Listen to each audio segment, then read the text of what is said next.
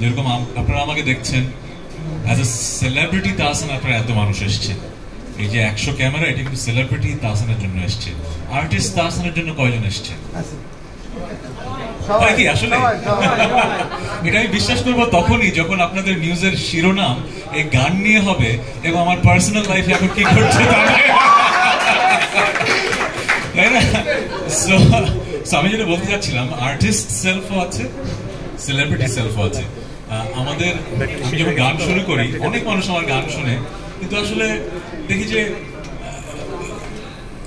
যে সময় অনেক হিট গান হয়েছে শুরুতে, আলো, প্রেমাতা, আলিশা, তখনও কোনো অ্যাওয়ার্ডে নমিনেশনও পায় না। আমি তখন বুঝতাম না ব্যাপারটা, যে কি ঘটনা কি, এই গান তো বাংলাদেশ সবাই শুনছে, এই বছরের সবচেয়ে হিট গানের মধ্যে এটা, কারণ আমার নমিনেশনও পায় না কেন। তারপরে যেটা বুঝলাম যে আসলে আমার গান হয়তো অসংখ্য মানুষের হৃদয়ে যোগান দিচ্ছে, কিন্তু আমি সেলিব্রিটি হয়ে উঠতে পারিনি আসলে। তখন রিয়েলাইজ করলাম যে আসলে আর্টিস্ট সেলফটা যেরকম জরুরি, আমার গান টিকে থাকার জন্য আসলে আমাকে সেলিব্রিটি হতে হবে। তারপর কাজ করেছি যেটা হয়তো শিল্পী সত্তার বাইরের কাজ, যেটার কারণে হয়তো সেলিব্রিটি হতে পেরেছি। এই কথা এই কারণে বলছি, ওই যে ছেলেটা এখানে বসে আছে সাজিদ সরকার, সে যদি অন্য কোনো দেশে মিউজিক প্রডিউসার হতো তাহলে কিন্তু সে কিন্তু সেলিব্রিটি হতো।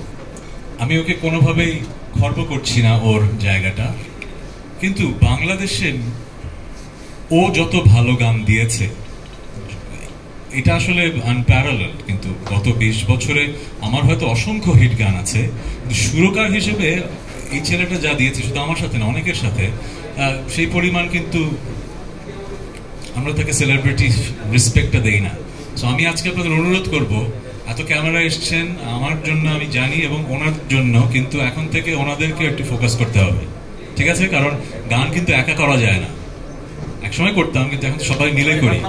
সো আমি সব জায়গায় এটা বলার চেষ্টা করি, গুণী আর্টিস্টদেরকে আরেকটু প্রমোট করবেন, শুধু সেলিব্রিটিদেরই কভার করবেন না। কাটতি আমরা সবাই চাই, কিন্তু আমরা আসলে শিল্প চর্চার কথা।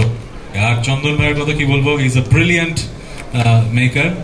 আমি ভিডিওটা এখনো পুরোপুরি ঠিক মতো দেখিনি, কিন্তু আমি জানি ওনার উপর আমার আস্থা আছে, আমার আস্থা আছে এই ভিডিওটা অনেক অনেক ভালো হবে, কারণ সেট আপটা দেখে আমার খুব ভালো লেগেছিল। সো অনেক কথা বলে ফেললাম, এখন কি করবো, গান শুনবো নাকি সিধি একটু কথা বলবো?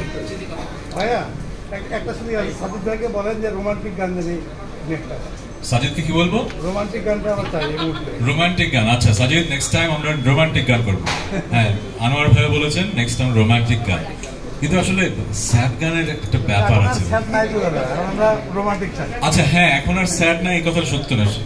যতদিন মানুষ সভ্যতা থাকবে, মানুষ দুঃখ বিলাসিতা করবে, মানুষ সুখের দিনগুলোতেও কোনো না কোনো ভাবে দুঃখ খুঁজতে পছন্দ করে আমার ধারণা।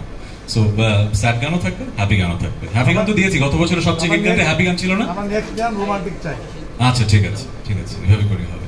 ওকে, কেমন আছেন সবাই?